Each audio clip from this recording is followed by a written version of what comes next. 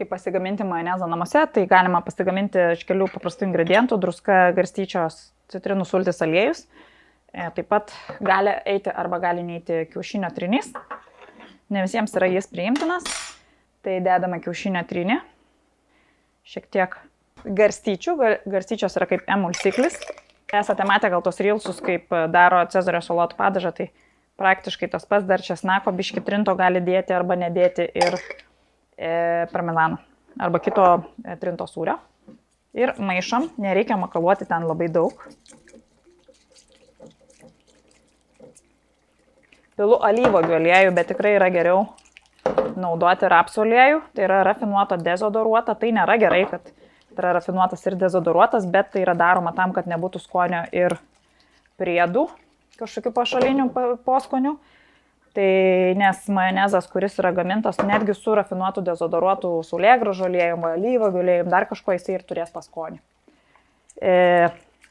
Kartumą turės, nes tikrai dažnai žmonės sako, kodėl jisai būna kartus, man niekada neišeina. Tai keletas lašelių ir dar pamaišom. Na ir jūs turite naminį majonezą. Matote, kokios jis spalvos. Jis yra gelsvas, stipriai. Galime palyginti Hellmann's majonezas arba Vilniaus. Tai nieko blogo nenoriu pasakyti apie Vilniaus tikrai, bet tai yra šviesus Vilniaus, baltas, o Hellmann's yra tikrai geltonas, nes ten yra naudojami kiaušinių trinių milteliai šiuo atveju. Ir aš manyčiau, kad tai yra susiję, nes yra garstyčios ir triniai.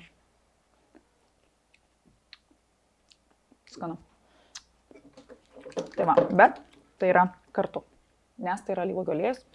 Tai tikrai manau, kad ne visiems priimtina.